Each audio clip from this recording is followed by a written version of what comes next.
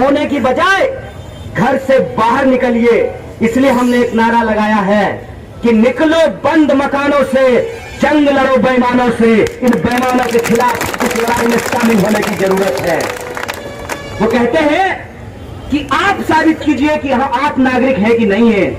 हम कहते हैं बेईमान तुम साबित करो कि हम नागरिक हैं कि नहीं है।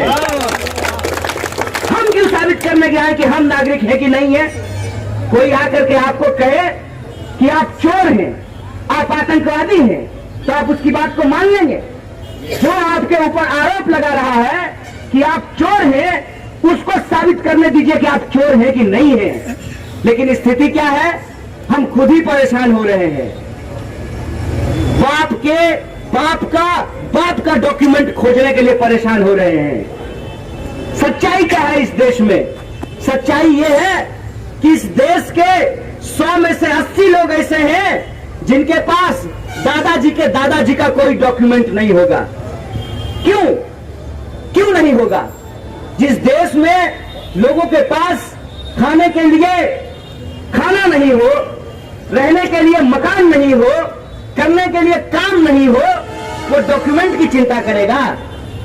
वो सुबह उठता है, काम ढूंढने के लिए जाता है, कहीं हमको काम मिल जाए। और वैसे लोग कौन हैं? वैसे लोग वो हैं जो गरीब हैं, जो मजदूर हैं, जो छोटे छोटे दुकानदारी का काम करते हैं, छोटा छोटा धंधा पानी करते हैं। इस राज्य से लेकर उस राज्य तक रोजी रोटी पालने के लिए अपने घरों को, मकानों को छोड़ करके जाते हैं। क्या पता कि उनके दादाजी कहां रहते थे और आज उनका पोताजी कहां रह रहा है और कल को उनका पोताजी कहां रहने के लिए चला जाएगा।